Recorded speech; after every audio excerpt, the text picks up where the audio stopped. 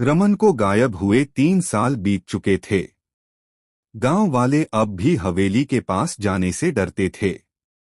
लेकिन दिल्ली में रहने वाली रमन की बहन अदिति, जो एक साइकोलॉजिस्ट और पैरानॉर्मल रिसर्चर थी, अपने भाई की गुमशुदगी को कभी न भूल पाई।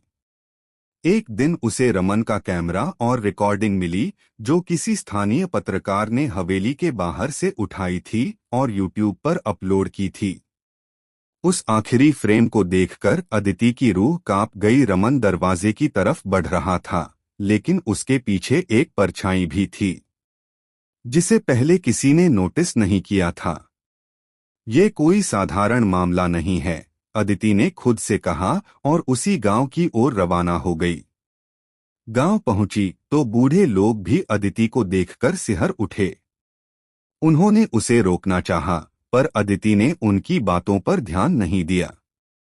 वो उसी रात अमावस को हवेली में गई, एक पुराना कंपास, कैमरा और एक तापमान मापने वाली डिवाइस के साथ।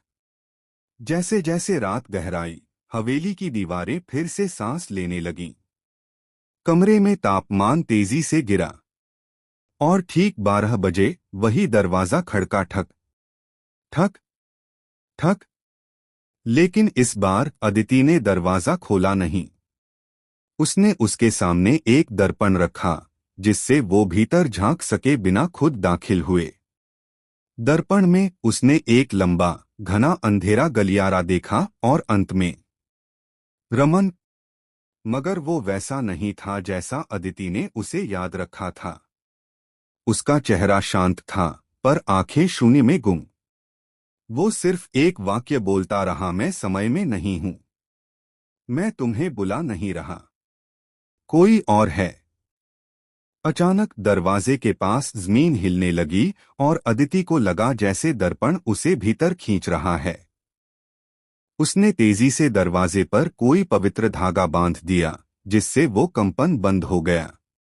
अदिति बच गई, लेकिन अब उसके पास एक सवाल था।